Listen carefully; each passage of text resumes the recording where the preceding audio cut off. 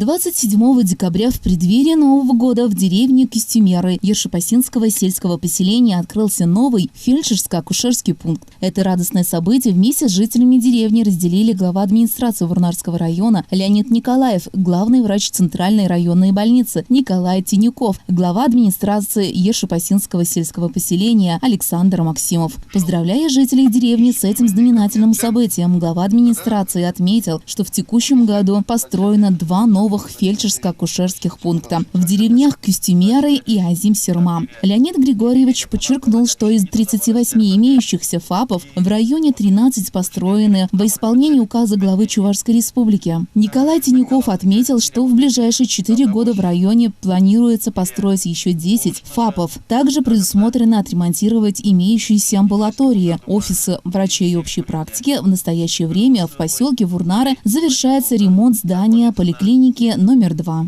Искренние слова благодарности от имени сельчан в этот день выразил ветеран Трофимов Геннадий Трофимович. Он поблагодарил руководство республики и района за построенный ФАП и отметил, что теперь жители деревни будут с удовольствием обращаться за квалифицированной медицинской помощью. После разрезания символической красной ленты все смогли пройти в здание и осмотреть его. Здесь тепло, уютно, имеется газовое отопление, есть горячая и холодная вода. ФАП оборудован необходимой мебелью, медицинской техникой. Кюстемерский ФАП является структурным подразделением Вурнарской центральной районной больницы. Он будет обслуживать население 2 деревень – Кюстемеры и Авруй. Общей численностью населения 440 человек. Население деревни обслуживает врач общей семейной практики Ольга Казакова. Заведует фельдшерско-акушерским пунктом Татьяна Сидорова. Елена Анисимова, Ирина Константинова, Константин Садюров.